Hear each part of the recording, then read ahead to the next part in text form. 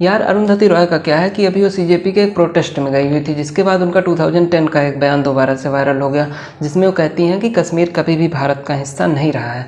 उस समय जब ये स्टेटमेंट उन्होंने दिया था तभी उनके खिलाफ केस रजिस्टर कर लिया गया था। तो उसी केस के बारे में हम बात करेंगे कि उसमें कोर्ट ने क्या वर्डिक्ट दिया था। अरुंधति रॉय पर आईपीसी की इन 4 धाराओं के तहत केस रजिस्टर हुआ था, जिसमें सेडिशन यानी राजद्रोह भी था।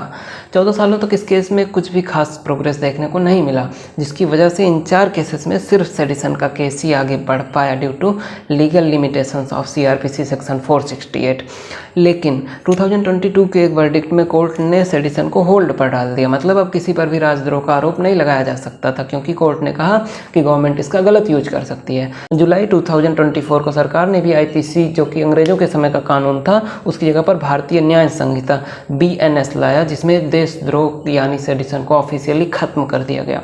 पुराने केस को पुराने लॉ के बेसिस पर आगे बढ़ाया जा सकता है, लेकिन क्योंकि अरुंधति रॉय के सेडिशन का केस कुछ खास आगे बढ़ा नहीं था, इसलिए सेडिशन को हटाकर जून 2024 में एक फ्रेश यूएपीए का केस रजिस्टर किया गया। यूएपीए, जो कि एक एंटी टेरर लॉ है, काफ़ी कंट्रोवर्सी में रहता है, क्योंकि उमर खालिद और शर्जील इमाम पर भी यही यूएपीए लगाया गया है।